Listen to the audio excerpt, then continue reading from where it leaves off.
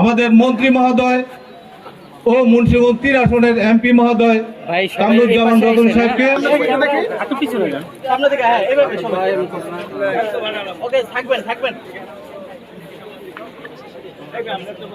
সহ উপস্থিত সকল নেতৃবৃন্দকে মুন্সিগঞ্জ যুব দলের পক্ষ থেকে রক্তিম শুভেচ্ছা ও বিপ্লবী অভিনন্দন। প্রিয় নেত্রী, এই পর্যায়ে বক্তব্য রাখবেন মুন্সিগঞ্জ জেলা আহ্বায়ক কমিটির অন্যতম সদস্য জনাব।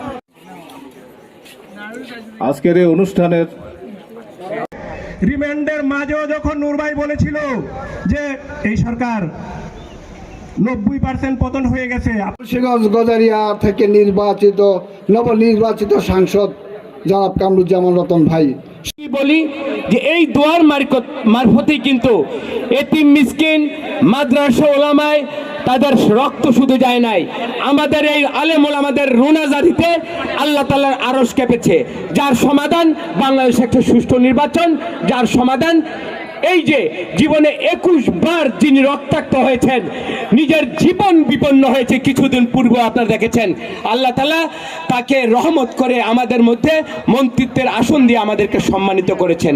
আমরা এই খালি হাতকে কখনো খালি হাতে ফেরা দেই না মালিক, এই আশা করি তোমার কাছে হাত তুলছি, তুমি ইফতারের পূর্ব মুহূর্তে আমাদের দোয়াকে কবুল করে নাও। প্রথমে আমি যেটা বলি যে এই মধ্যপ্রাচ্যের সংকটের উপরে বা এই যুদ্ধে তো আসলে আমাদের কোনো ইনভলভমেন্ট কিংবা আমাদের কোনো নিয়ন্ত্রণ নাই, এটা শুরু হয়েছে, কখন শেষে আমরা জানি না। তবে সামগ্রিক পরিস্থিতি এটা দেখে বোঝা যাচ্ছে যে মার্কিন যুক্তরাষ্ট্র শুরুর দিকে যতটা ডেসপারেট ছিল, এখন বোধহয় তারা আসলে যুদ্ধ থেকে বেরিয়ে যাওয়ার একটা রাস্তা খুঁজতেছে।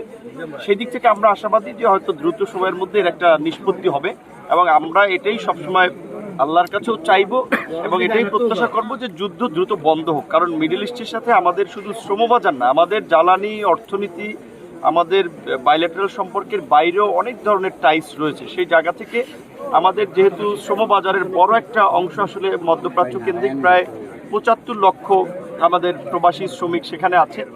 এই যুদ্ধের ফলে আমরা যেটা ইতিমধ্যেই খবর পেয়েছি যে বাহরাইনে 1 জন, সৌদি আরবে 2 জন, দুবাই 1 জন, 4 জন এ পর্যন্ত আমাদের বাংলাদেশি নাগরিক মারা গিয়েছেন, আরও বেশ কয়েকজন আহত হয়েছেন।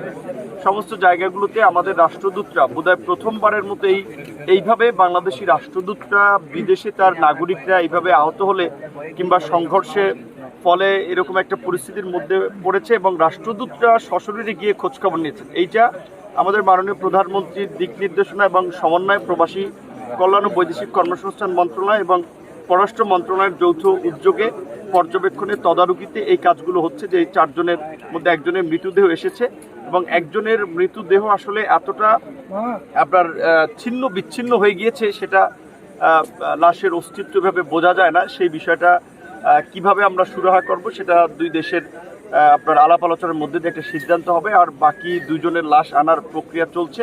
এবং একই সাথে আপনারা জানেন যে গতকাল রাতে আপনার মালদ্বীপে আমাদের 5 জন বাংলাদেশি রান্নার গ্যাসের আসলে বিস্ফোরণে, সিলিন্ডার বিস্ফোরণে আপনার তারা নিহত হয়েছে 5 জন। সেই 5 জনের বিষয়ে ইতিমধ্যেই আমরা কথা বলেছি, আমাদের দূতাবাস কথা বলছে যে 2 দেশের আনুষ্ঠানিক প্রক্রিয়াগুলো শেষ করে তাদের লাশ কীভাবে দেশে আনানো যায়। এবং এই যুদ্ধের ফলে আমরা দেখেছি যে আমাদের বেশ কিছু প্রবাসী অভিযোগ করেছে বা তাদের একটা সংকট দেখা দিয়েছে যে তাদের ভিসার মেয়াদ শেষ হয়ে গিয়েছে বা শেষ হয়ে যাওয়ার দ্বারপ্রান্তে।